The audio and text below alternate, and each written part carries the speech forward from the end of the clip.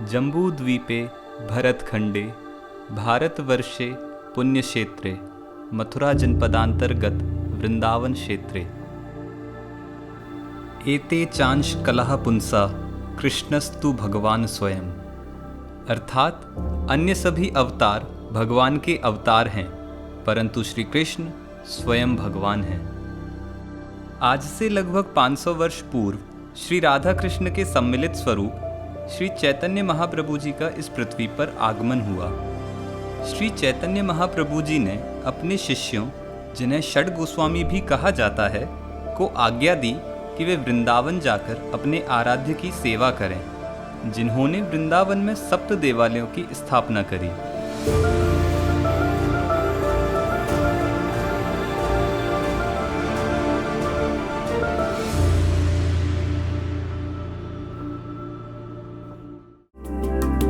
इन्हीं षड गोस्वामियों में से सबसे छोटे और सबसे लाडले थे श्री गोपाल भट्ट गोस्वामी पाद जी। वैसे तो भक्त अपने भगवान को खोजते ही हैं, परंतु श्री चैतन्य महाप्रभु जी ने अपनी दक्षिण भारत के प्रवास के दौरान श्री गोपाल भट्ट गोस्वामी को अपने परम भक्त के रूप में प्राप्त किया। श्री गोपाल भट्ट गोस्वामी को आज्ञा में निहित था गंडकी नदी के उद्गम स्थान दामोदर कुंड का प्रवास, जहां से उन्हें 12 शालिग्राम प्राप्त हुए, जिन्हें वे अपने साथ वृंदावन ले आए और अपने परम निधि मानकर अपने इष्ट के रूप में उनकी सेवा करने लगे। एक बार एक राजा वृंदावन के सभी मंदिरों में जाकर भगवान को विभिन्न प्रकार की पोशाकें एवं आभूषण अर्पण कर रहे थे। जब वह श्री गोपाल भट्ट गोस्वामी जी के पास पहुंचे, तब श्री गोपाल भट्ट गोस्वामी जी ने राजा से कहा कि मेरे आराध्य को ये पोशाक धारण नहीं कराई जा सकती, किंतु उन्होंने उस भेंट को शालिग्राम जी के पास रख दिया। संवत 1542 की नरसिंह चतुर्दशी की अगली ही सुबह वैशाख पूर्णिमा को जब श्री गोपाल भट्ट गोस्वामी जी ने अपने आराध्य शालिग्राम जी को देखा, तो वह एक त्रिभंग विग्रह श्री राधा रमण लाल के रूप में प्रकट हो गए और इसी दिन को श्री राधा रमण लाल जी के प्राकट्य उत्सव के रूप में मनाया जाता है।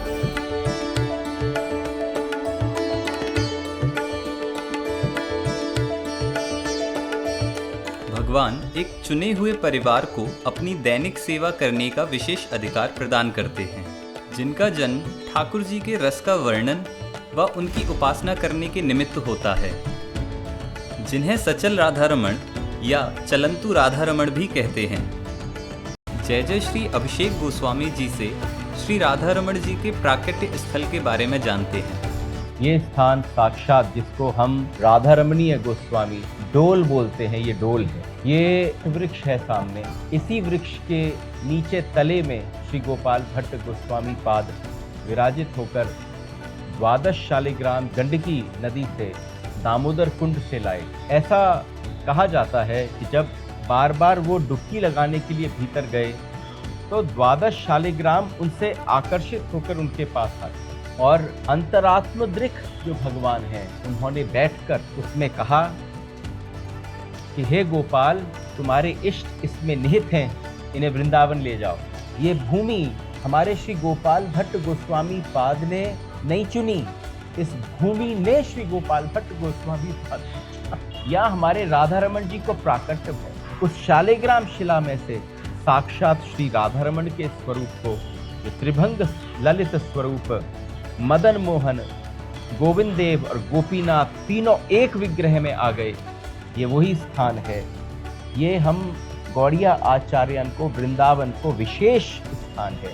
जब आप दर्शन करने श्री राधारमण जी के मंदिर आओ, तो एक बार आपको यहाँ नमन करना आवश्यक है, क्योंकि वृक्ष की छाया में यहीं हमारे श्री गोपाल भट्ट जी विराजते और यहीं हमारे राधारमण लाल प्रकट भय। मंदिर तो बड़े बाद में बना।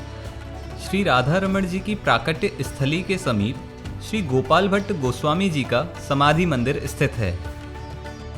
ये जो समाधि है, ये हमारे पूर्वजन की है, पूर्व आचार्यों की है। तो ये जो स्थान है जहाँ पर हम खड़े हैं इस समय, अभी हम अंदर समाधि स्थल है श्री गोपाल भट्ट गोस्वामी जी को, वहाँ में प्रवेश करेंगे। लेकिन ये हमारे परिवार की, ये जो चारों तरफ है गोस्वामी आचार्य अलग अलग, उन सब की समाधि स्थल है। इसमें हमारे बाबा जी, पर बाबा जी और पर बाबा जी के भी पिताजी का स्थान इसमें है। और जब भी पितृपक्ष आदि होते हैं कहते तो साल भर यहाँ जल का पात्र झारी हमेशा हमारे पितरों के स्थान के लिए हमेशा रहती है। लेकिन जैसे हम अपने उत्सव मनाते हैं, हर उत्सव में हम अपने पितरों को सम्मिलित करते हैं, तो पहले इनको आनंद, बाद में हमारो आनंद। इन्हीं की वजह से इस वंश परंपरा में ये सब सेवा आई है। ये श्री गोपाल भट्ट गोस्वामी पाद की समाधि है और सामने हमारे बाबा बड़ी प्यारी सेवा करें। ये जा समय हमारे श्री गोपाल भट्ट गोस्वामी पाद और बहुत सारे शालिग्राम शिलाएँ ये यहीं से दिख सकते हैं, इसलिए मैं दिखा रहा हूँ। अभी मैं अंदर जाए के हमारे श्री गोपाल भट्ट गोस्वामी पाद जो परम गुरु हैं उनको दंडवत करूं कि जो सौभाग्य उन लोगों ने हम सभी आचार्यन को प्रदान किया है, राधा रमन जी की सेवा को, ये जो कृपा है, इस कृपा की कोई सीमा नहीं है, इसको डिफाइन भी नहीं किया जा सकता। तो आप जब श्री राधा रमन देव जी के दर्शन करते हैं और राधा रमन देव जी के दर्शन करने के पश्चात उनके प्राकट्य स्थल पर आते हैं, प्राकट्य स्थल के बाद जिन्होंने श्री राधा रमन लाल को प्रकट किया उनको भी दंडवत करना।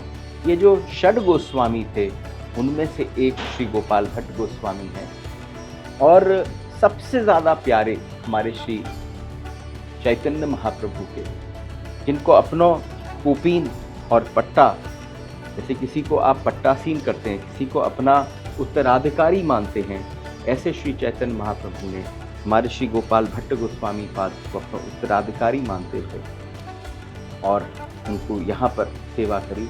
वो सेवा जो ये गृहस्थ पीठ है, यहाँ पर जितने भी आचार्य हैं सब गृहस्थ हैं, ये सेवा परंपरा चलती है।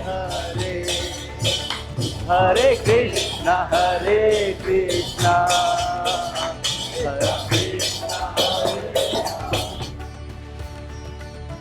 गुरु गोविंद दो खड़े काके लागू पाए, बलिहारी गुरु आपने गोविंद दियो बताए। यूं तो श्री राधा रमण मंदिर में नित्य नए उत्सव होते हैं, किंतु इस वर्ष श्रावण मास में जय जय श्री अभिषेक जी की रसोपासना सेवा के दौरान अद्भुत घटा महोत्सव के द्वारा ठाकुर जी को लाड़ लड़ाया गया, जिसमें दिवस के अनुसार अलग अलग रंग की घटाओं से ठाकुर जी को रिझाने का प्रयास हुआ। आइए जय जय श्री से रसोपासना सेवा के बारे में अधिक जानते हैं। रसोपासना सेवा सौभाग्य, ये रस भूमि ही है और जो व्रज से बहता है, जो नहाने आता है, जो स्नान करने आता है, जो अपने आप को रमने आता है, वो और कुछ नहीं, वो केवल पिपासु है रस का। रसो वै सह। जब महोत्सव का नाम रसोपासना है तो भिन्न भिन्न प्रकार के प्रश्न हमारे पास आ रहे थे। ये रसोपासना क्या है? ठाकुर जी, प्रिया जी, प्रियतम की जो रस है, जो सेवा है, वो रसोपासना। श्रावण का मास है, बदरा आई हुई है आसमान में और जो बदरा है वो विलक्षण है, वो अलग अलग तरीके से भगवान को रिझाने की कोशिश कर रही है। वो घटाएं हैं। मेघ तो भगवान को परम सखा है। जब मेघ चले, जब हमारे गोविंद चलें, जब धरा पे, जब स्वपद रमण हुए, जब उनके चरणों के नीचे से जो चिन्ह हैं वो इस भूमि को सुशोभित करें, तब ऊपर से जब ग्रीष्म ऋतु कभी पड़े तो मेघ को एक खंड आए के छोटी सी छतरी बन जाए और छतरी लाए के वो भगवान के ऊपर छाते को काम करे, भगवान को शीतलता प्रदान करे। पर मेघ को भी लगो मैं ठाकुर को रिझाऊं। वो जो रिझाने की जो पद्धति है, वो रिझाने की पद्धति को ही हम घटा महोत्सव मानते हैं। और कहावत है कि भाई झुके आई बदरा राधे झूलन पधारो।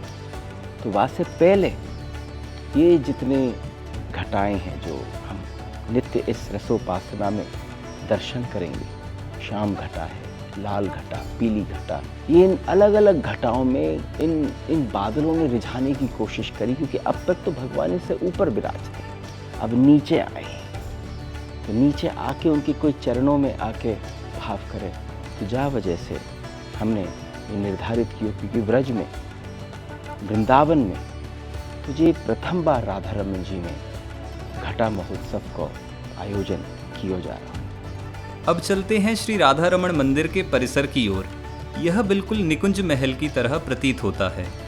मंदिर प्रांगण में प्रवेश करने पर दाहिनी ओर तुलसी और बाईं ओर गिरिराज जी विराजमान हैं, जो एक टकटकी लगाए ठाकुर जी के दर्शन कर रहे हैं। और सामने की ओर जगमोहन है।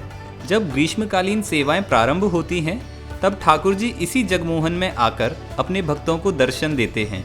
इससे लगे गर्भगृह में स्थित श्री ठाकुर जी की सारी दैनिक सेवाएं इस चांदी के दरवाजे के भीतर की जाती हैं, जिसे विशेष रूप से अष्टयाम सेवा कहा जाता है। एक दिवस में 8 याम होते हैं। वो जो 8 याम हैं वो 3-3 घंटे के। अष्टयाम सेवा का साक्षात मतलब है कि 8 यामों में भगवान के भाव, चिंतन, लीला, गुण, धाम, उनकी छोटी से छोटी सेवा में हर पल उनकी सेवा में ही रहना अष्टयाम सेवा है। श्री राधा रमण जी की सेवा के 3 अंग हैं, और जो 3 अंग हैं वो साक्षात भोग, राग और श्रृंगार में है। ये सब वीव्ड हैं। श्री राधा रमण जी की दिनचर्या 5 भोग व 7 आरतियों के साथ संपन्न की जाती है, जिसकी शुरुआत प्रातः लगभग 5 बजे मंगला आरती से होती है, जहां भक्तजन ठाकुर जी के उठने से पूर्व ही उनकी एक झलक पाने की प्रतीक्षा में रहते हैं।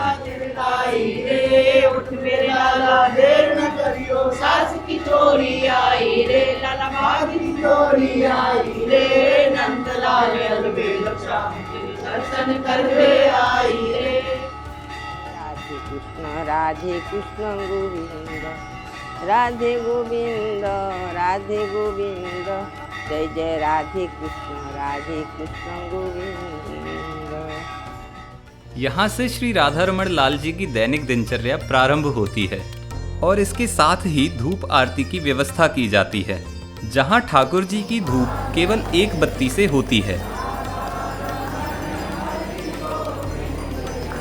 मैं राधा रमण जी भगवान के पास में भंडारी काम करता हूँ और ये अगरबत्ती बनाता हूँ। आरती के समय घंटी बजाता हूँ और बाकी अंदर का काम करता हूँ। आरती की अगरबत्ती ये आती है, ये मार्केट से आती है, इसको बोलते हैं सरकंडा, सीकरी की लकड़ी कहलाती है। इसकी अगरबत्ती अपन बनाते हैं ठाकुर जी को। तो ये ऐसे निकालें, एक साइज होती है ये, इसको ऐसे करके तोड़े अपन, इसी की साइज का ही सब अगरबत्ती बनती है। इसके बाद जो रुई होती है, रुई का बंडल होता है, रुई के बंडल को इस तरह से अपन अलग अलग कर लेते हैं। इसके बाद अपन लकड़ी उठाते हैं, ये रहते हैं जो सीकरी की लकड़ी, इसमें ऐसे करके लेप करते हैं अगरबत्ती, इसको ऐसे बनाते हैं। इसको जितना प्रेस करके अपन करेंगे, दबाएंगे, अंदर बनाएंगे, उतनी अच्छी ज़्यादा अगरबत्ती बनती है। ऐसे अगरबत्ती तैयार हो जाती है। जैसे मंगला आरती में सुबह जो होती है मंगला आरती, उसमें 3 अगरबत्ती रखती है। फिर 9 बजे जो आरती होती है धूप, उसमें 1 अगरबत्ती लगती है। फिर उसके बाद श्रृंगार आरती होती है, उसमें 5 बत्ती लगती है। फिर राजभोग आरती होती है, उसमें 5 बत्ती लगती है। फिर शाम के टाइम 3 आरती होती है। एक धूप आरती होती है, धूप आरती में भी 1 बत्ती लगती है। संध्या आरती में 9 अगरबत्ती लगती है। और इसके बाद लास्ट में जो शयन आरती होती है, उसमें 3 अगरबत्ती लगती है। इस तरह से टोटल 27 अगरबत्ती लगती है एक दिन में। ये जैसे अगरबत्ती मैं बना के रख लेता हूँ, खूब सारा हो जाता है। उसके बाद जाके ये रसोई भी आता है, इसको घी के कढ़ाई में डालते हैं और घी में उसको निकालते हैं। उसके बाद वो ठाकुर जी के पास जाती है अगरबत्ती। ये लकड़ियों को, ये माचिस की तीली इसको कहते हैं। जैसे माचिस की तो यहाँ पर तीली का प्रयोग ही नहीं होता माचिस का। ये जो ठाकुर जी की जो रसोई जल रही है, इसमें गंधक लगाते हैं लकड़ी में, और ये लकड़ी को जैसे अपन कोयले में डालते हैं तो आग पकड़ लेती है, उससे अगरबत्ती जलाते हैं। इसके पश्चात बाल भोग अर्पण किया जाता है। अब समय है ठाकुर जी की श्रृंगार आरती का, जहां भगवान अपने भव्य ऐश्वर्य में आकर अपने भक्तों को दर्शन देते हैं।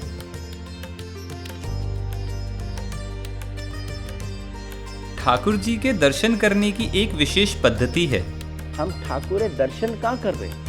हम तो देखने आ रहे हैं। जब आप देखने आते हो तो आपकी दृष्टि कहाँ रहती है? चारों तरफ से। जब दर्शन कोई करने आता है तो ठाकुर के नीचे से चरण से जो त्रिभंग स्वरूप में एक चरण दूसरे पर चढ़ा हुए हो वहाँ के अंदर की गुफा में तुम पहले वहाँ के दर्शन करो। अगर दृष्टि हल्की सी ऊपर उठे तो तुम नुपुरन के दर्शन करो, जो चरण में बड़ी सुंदरता से बड़ी सुंदर पाजेब ठाकुर जी और नुपुर धारण कर रखी, उनके दर्शन करो। फिर थोड़ी और ऊपर उठो, हमारे ठाकुर की पिंडलियों के दर्शन करो। पिंडलियन के बाद जंघान के दर्शन करो। उसके बाद बड़ी सुंदर तरीका से एक शुद्र घंटिका भगवान के कमर पे बंधी हुई है, उसके दर्शन करो। जब शुद्र घंटिका के दर्शन करे तो और थोड़ी नाभि कमल के दर्शन करे, और थोड़े ऊपर उठे तो जो दर्शन की पद्धति है वो नीचे से प्रारंभ होती है। श्री राधा रमण मंदिर में राधा रानी की गादी सेवा है, जिसका तात्पर्य यह है कि राधा रानी की प्रत्यक्ष मूर्ति ना होकर भाव की सेवा होती है।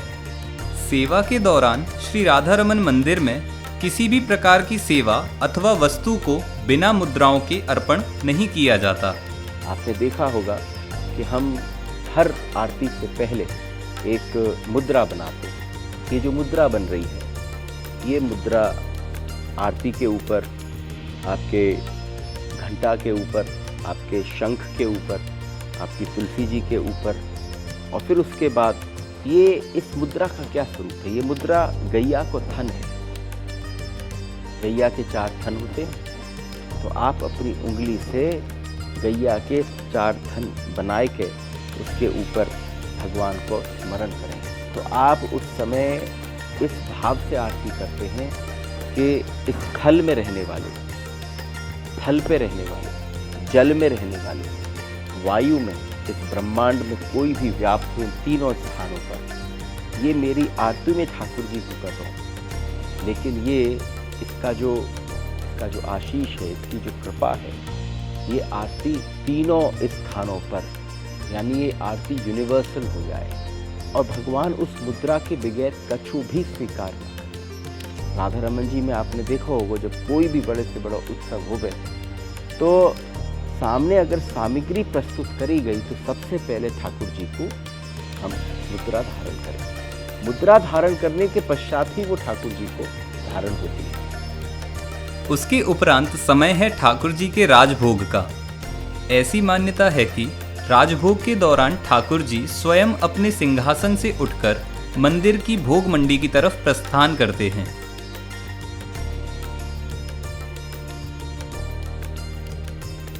आप इस समय मंदिर के बहुत ही महत्वपूर्ण स्थान पर हैं। ये स्थान वो है जहाँ से हमारे ठाकुर जी को भोग बने। ये वो स्थान है, इधर से घुस के उल्टे हाथ की तरफ, ये वो अग्नि है जो 500 साल पहले केवल मंत्रों से प्रज्वलित की गई। हमारे श्री गोपाल भट्ट ने अग्नि मंत्रों का आवाहन किया और एकदम अग्नि प्रकट हो गई।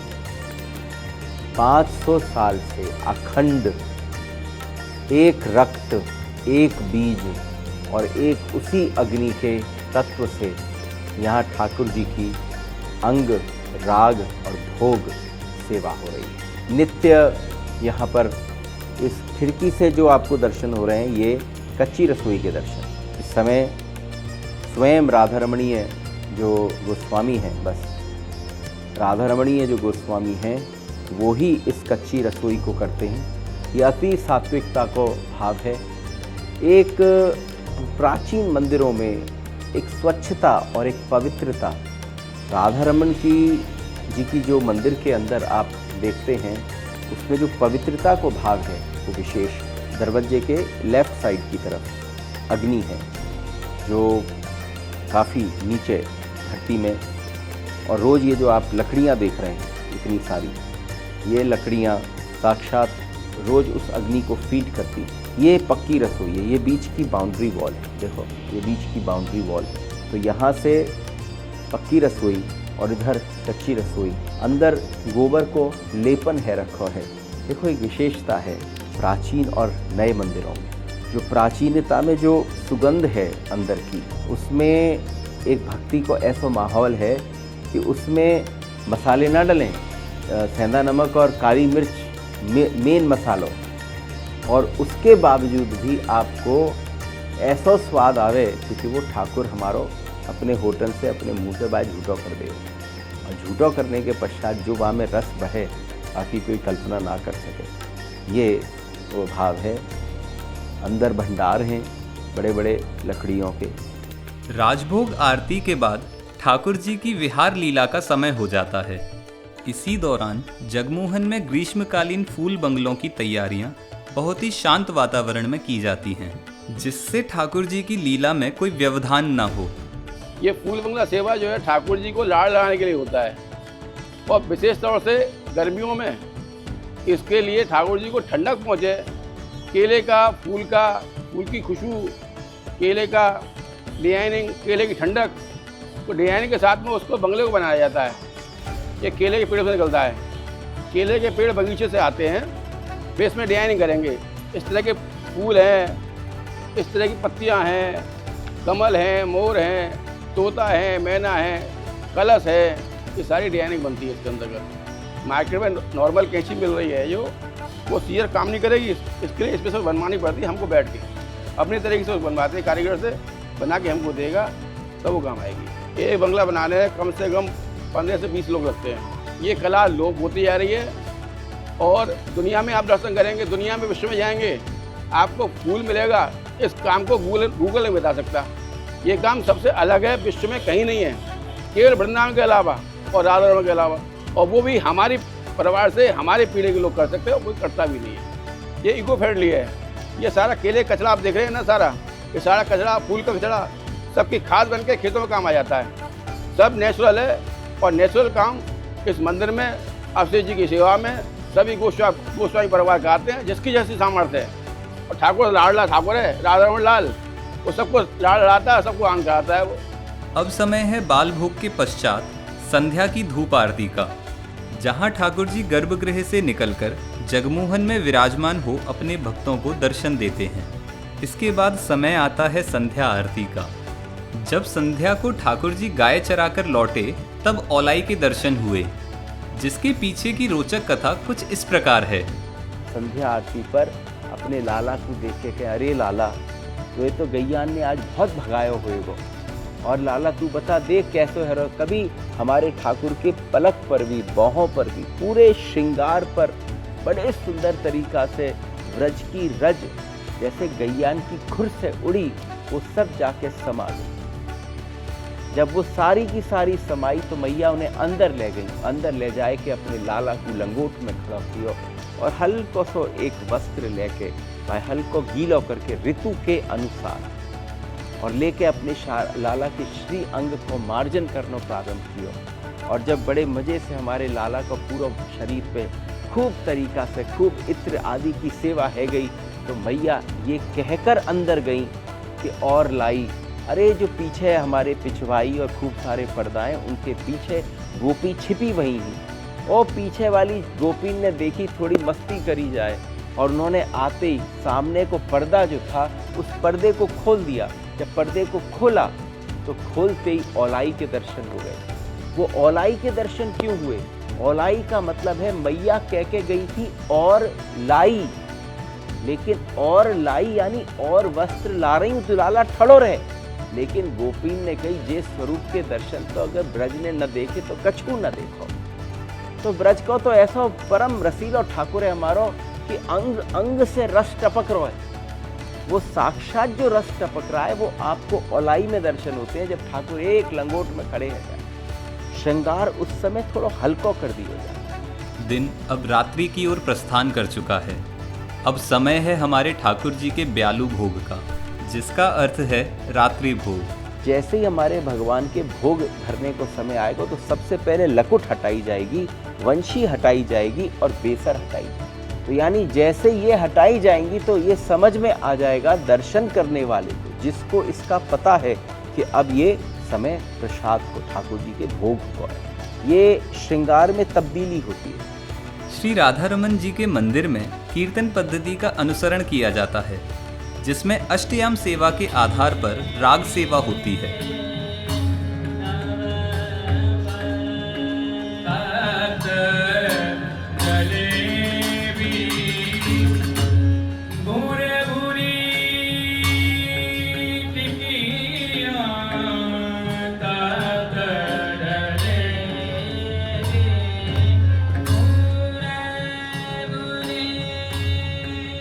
इसके पश्चात ठाकुर जी को दूध भोग लगाया जाता है।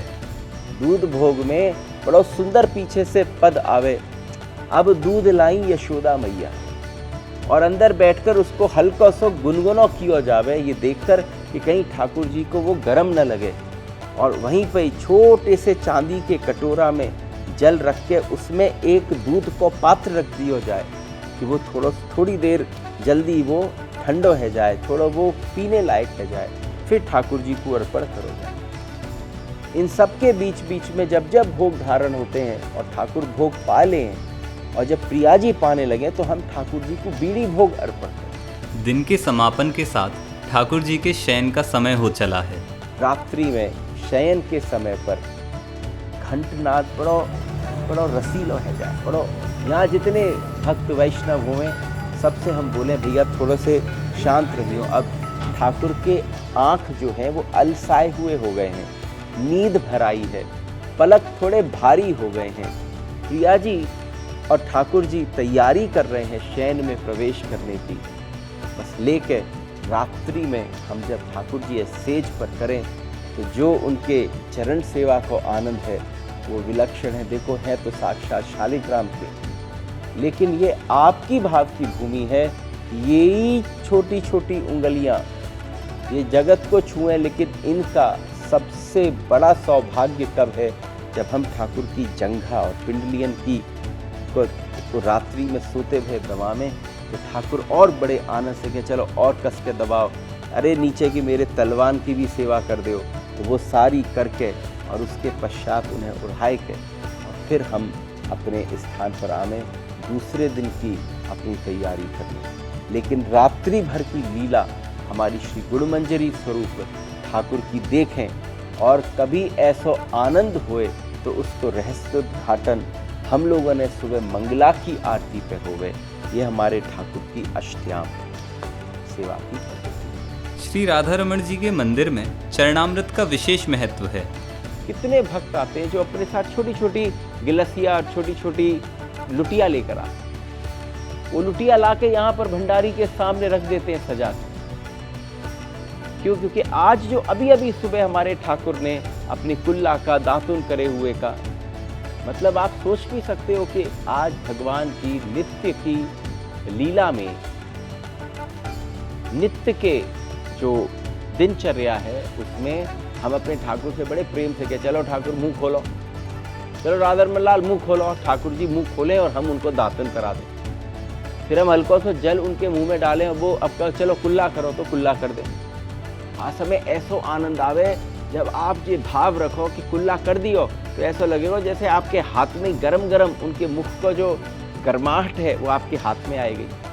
और जब ये सबरो जल इकट्ठा हो जाए उनके स्नान आदि सबको तो वो ही उस दिन का चरणामृत बनता है जिसको हम तैयार करते हैं। श्री राधा रमण मंदिर में गोस्वामियों द्वारा अपरस और सपरस का विशेष ध्यान रखा जाता है।